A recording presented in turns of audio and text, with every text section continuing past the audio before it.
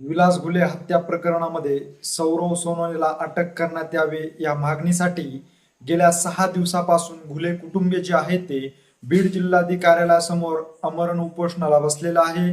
या उपोषणाची ना नेते मंडळीकडून दखल घेतली जाते ना प्रशासनाच्या कुठल्या अधिकाऱ्याकडून। आज 6वा दिवस असून देखील या उपोषणाच्या स्थळी कुणीही भेट दिली नसल्याचं वास्तविक विदारक समोर आलेलं आहे। रमेश घुलेच्या मागणीची दखल का घेतली जात नाही, सौरव सोनवणेची अटक का केली जात नाही, याविषयीची सविस्तर माहिती आपण यापुढील व्हिडिओच्या माध्यमातून घेऊया।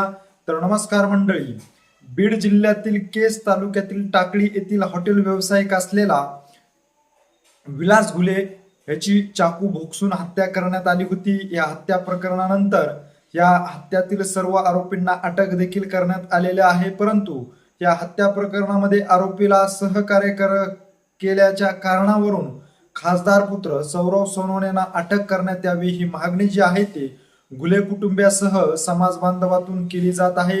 याचबरोबर आता विलास घुले यांचे बंधू रमेश घुले यांच्याकडून एक धक्कादायक माहिती देखील सांगण्यात आलेली आहे की आरोपीचे जे सीडीआर काढण्यात आलेले आहेत, या सीडीआर मध्ये सौरव सोनवणे व आरोपीचं संभाषण झालं असल्याचा आरोप देखील रमेश घुले यांच्याकडून करण्यात आला होता। लवकरात लवकर खासदार बजरंग सोनवणे यांचे सुपुत्र सौरव सोनवणेला अटक करण्यात यावी अशी मागणी देखील त्यांनी प्रसार माध्यमाच्या माध्यमातून व याचबरोबर निवेदनाच्या माध्यमातून एसपी कावत यांच्याकडे केली होती, परंतु अद्याप ही खासदार बजरंग सोनवणे यांच्या सुपुत्राला अटक केली नसल्यामुळे गेल्या 6 दिवसापासून रमेश घुले जे आहेत ते कुटुंबियासह आमरण उपोषणाला बीड जिल्हाधिकारी कार्यालयासमोर बसलेले आहेत। आता खासदार बजरंग सोनवणे यांच्या सुपुत्राला जर लवकरात लवकर अटक केली नाही तर येणाऱ्या काही दिवसामध्ये आम्ही आता रस्त्यावर उतरू अशी आव्हानात जे आहे ते बाळासाहेब सानप यांनी एका प्रसार माध्यमाशी बोलताना केलेलं आहे। त्यामुळे आता बीड जिल्ह्यामध्ये पुन्हा एकदा घुले हत्या प्रकरण जे आहे ते चांगलं स्थापणार असल्याची वस्तुस्थिती जी आहे ते सध्या पाहण्यास मिळत आहे। याचबरोबर गेल्या 6 दिवसापासून रमेश घुले जे आहेत ते बीड जिल्हा अधिकारी कार्यालयासमोर आमरण उपोषणाला बसलेले आहेत। विलास घुले यांच्या आई देखील त्या ठिकाणी बसलेले आहेत, परंतु त्या ठिकाणी अद्यापही बीड जिल्ह्यातील कुठल्याही नेत्या मंडळींनी भेट दिली नसल्याचं देखील त्या ठिकाणी दिसून आलेलं आहे।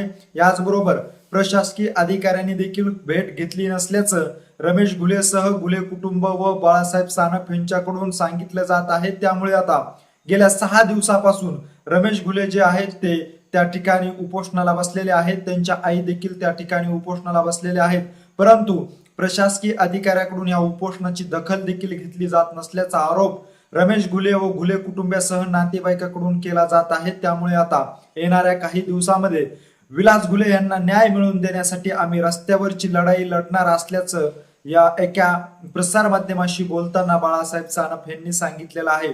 आज बाळासाहेब सानप सह विलास घुले हत्या प्रकरणामध्ये न्याय मिळवून देणारे एक शिष्टमंडळाने जिल्हाधिकारी विवेक जॉन्सन यांची भेट घेऊन त्यांना रितसररित्या निवेदन देखील दिलं असल्याचं आपल्याला त्या ठिकाणी दिसून आलेलं आहे। त्यामुळे आता कशा पद्धतीने प्रशासन जे आहे ह्या उपोषणाची दखल घेत आहे, याचबरोबर पोलीस प्रशासनाचं असं म्हणणं आहे की हा जो तपास आहे तो वर्ग झाले असल्यामुळे त्याचा पूर्ण तपास जे आहे ते सौरव सोनवणे यांना अटक केली जाईल असं सांगितलं जात असल्याचं बाळासाहेब सानप यांनी सांगितलेलं आहे। त्यामुळे आता कशा पद्धतीने या हत्या प्रकरणाची सखोल चौकशी करून यामध्ये सौरव सोनवणेचे कशा पद्धतीने धागेदोरे आहेत हे बाहेर काढते याकडे देखील सर्वांचंच लक्ष लागलेलं आहे। परंतु रमेश घुले आपल्या भावाला न्याय मिळण्यासाठी आमरण उपोषणाला बसलेले आहेत, परंतु या उपोषणाकडे बीड जिल्ह्यातील कुठल्याही राजकीय नेत्यांनी का लक्ष दिलं नाही असा देखील प्रश्न या निमित्ताने उपस्थित केला जात आहे।